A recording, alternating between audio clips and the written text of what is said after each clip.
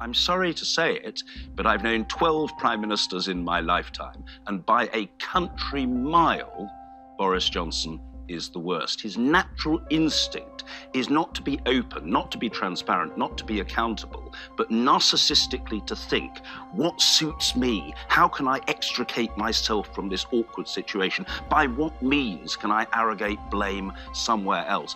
This is way below the standard that the British public are entitled to expect. And when people say, well, isn't it important that we focus on the big issues rather than on wallpaper or the cost of a flat?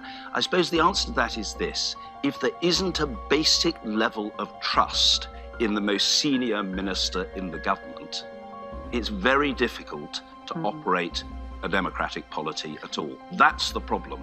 This guy stinks in the nostrils of decent people.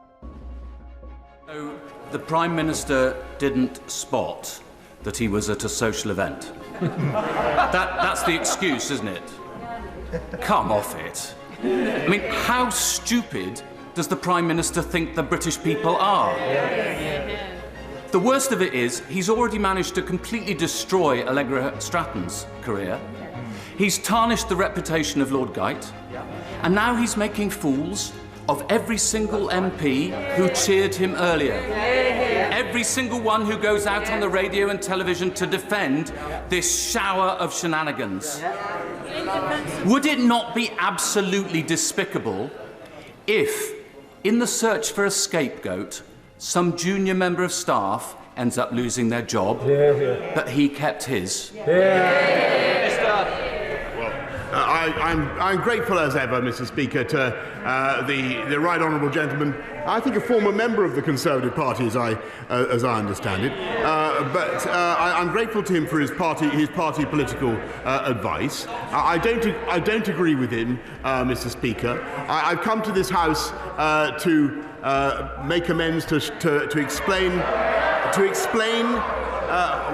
what happened on May the 20th and to apologise. But, Mr. Speaker, I really think that, with all humility, I must ask him to wait for the result of the inquiry, where he will have abundant opportunity, Mr. Speaker, to question me again and to make his party political points again. But until then, Mr. Speaker, I'm going to ignore his advice. We've got our rules.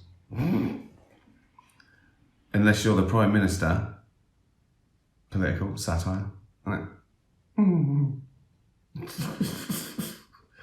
I don't get political. I feel like it though.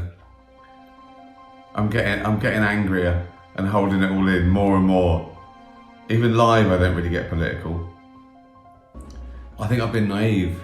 I've hit that age where I go, well, they're all fucking lying, shitty little fucking corrupt twats. It was just lying in their own part, and I just think, I thought there was good guys and bad guys, but now I just think they're all little fucking shits.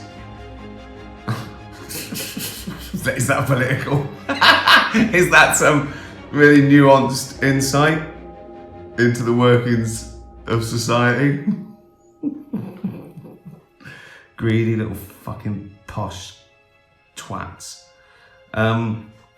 Good, that's why I don't get political.